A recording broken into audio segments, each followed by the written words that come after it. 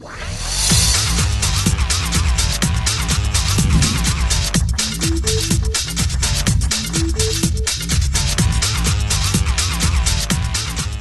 to Essential Shorts, where we take a look into the world of student ministry, one topic at a time. And today's topic is ownership. In other words, whose ministry is this? Well, of course we know that any true ministry belongs to the ultimate author and owner, God the Father. But in the practicality of actually doing the work of the ministry, who are the caretakers? Who are the working owners of this ministry co-op? As you know, it's not uncommon for students and parents to get the idea that student ministry is something that you do. Don't get me wrong, student ministers do get paid to lead and implement the ministry. The problem is that most students, too many parents, and even some misinformed student ministers do not understand their biblical job description. Our job is not so much to do all the work of the ministry, but rather to equip the saints to do the work of the ministry. Consider the biblical job description of a youth minister found in Ephesians chapter 4, verses 11 through 13. So Christ himself gave the apostles, the prophets, the evangelists, the pastors, and teachers to equip his people for works of service, so that the body of Christ may be built up until we reach unity in the faith and in the knowledge of the Son of God and become mature, attaining the whole measure of the fullness of Christ. I love those verses. Now, if we understand and apply this biblical mandate, then ownership will take on a whole new meaning. Many of us need to shift our ministry from doing the work of ministry to equipping the saints to take ownership in the ministry. We are called to be more than shepherds of our adolescent flock. We are called to be shepherd trainers. The bottom line is that business of student ministry is too serious to get it wrong. We must be diligent about developing student leaders rather than simply coordinating events. We have to help students and parents see that student ministry isn't just something that you do, it's something we all do. Let me share with you a condensed version of DIS, D-I-S. First, the D is for decision making. In other words, involve students in the decision-making process. Not much communicates and instills ownership like being involved in the decision-making process. When students are involved at this level, it helps them develop a natural investment and personal ownership. Of course, a great way to accomplish this is through the use of leadership teams. Many student ministers today would rather just skip this cumbersome step because it requires more time, patience, planning, and is simply hard work. Now, if you're not operating with a lead team concept, then at least get students involved in asking a different group of students to give input for specific categories of ministry. It's important to remember that you are still the student pastor. God has placed you in your position of leadership for the purpose of leading and developing the ministry. So you can't completely be hands-off, and I'm not suggesting that. Now, when leading this team, there are going to be some times when you want and need to steer them in a different direction. During these times, you can cast your vision to these core student teams and count on them as a cohesive small group to endorse your specific vision and communicate that vision to their friends.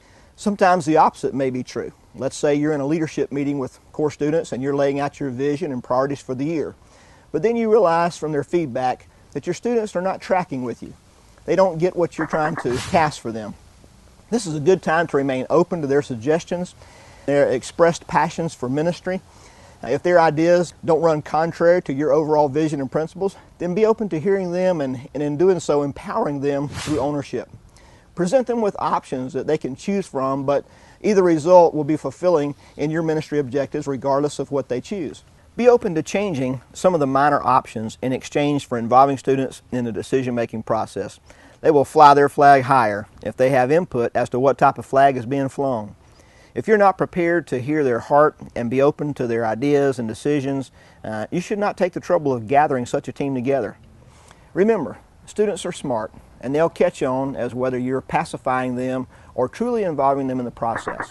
Now, the second part of DIS, D-I-S, you have D for decision making. The I is for instill. You need to instill in students the idea that the student ministry is their student ministry.